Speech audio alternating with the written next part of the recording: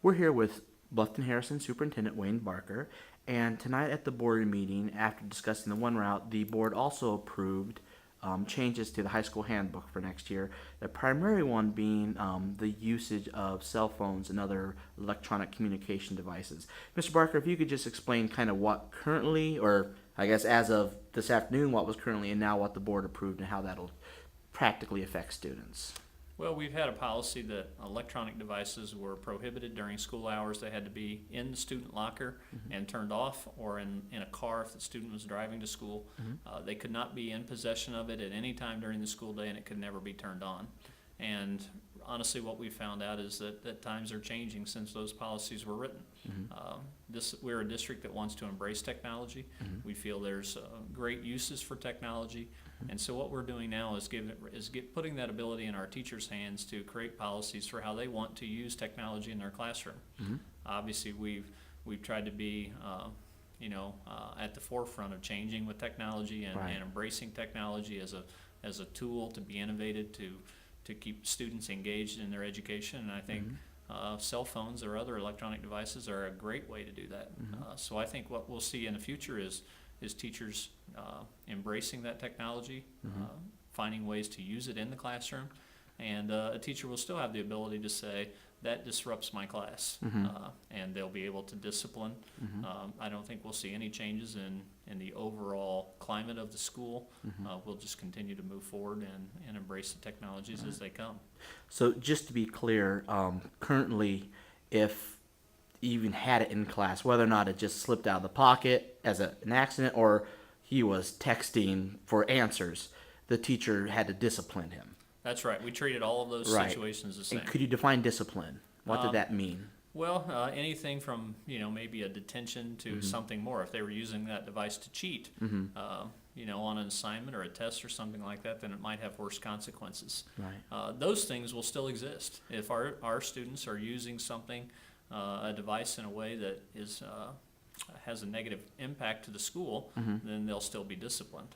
However, we don't want to be in the business of having a student in class and being able to see the cell phone fall out of a pants or pocket or purse or something like that. What we want to be able to do is let our teachers teach and let our students learn. And I think if it causes a disruption to the class, we'll still be dealing with it.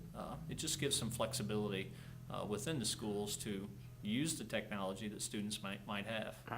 And as we move forward with implementing a one-to-one initiative in lots of ways where we embrace students to have devices, and we are moving that way. We this summer will change our servers, change all of our infrastructure for wireless, and our entire campus will be wireless. So, I think we can't create that environment and then also say to students, you can't use this device that might help you in your class, and we're not going to. So I'm proud of our high school for looking at this policy. It's something we've been discussing for a long time and making that change, because that's a difficult thing to think about. But we have far too many cell phone discipline issues right now, and many times it didn't cause a disruption to the class. So I believe Mr. Baker said tonight about 140. Is that just this past school year?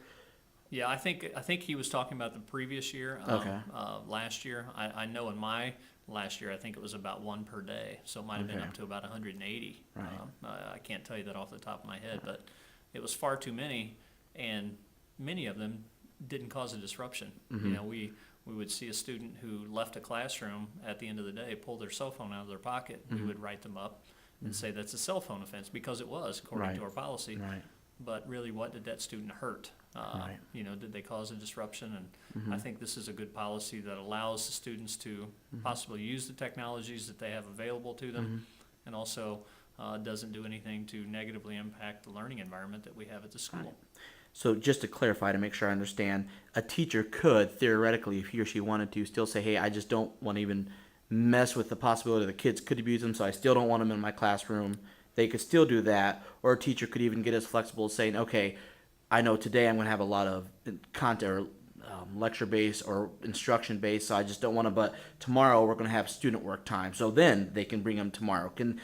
Are we talking as flexible as that? Yes, I think we're talking exactly like that. I think it'll be different in each class. I think it'll be different from day to day. And we do that in lots of areas now. Right. So I think it's good that we're moving past the way we've considered electronic devices in the past, and being a school now that embraces Right. technology.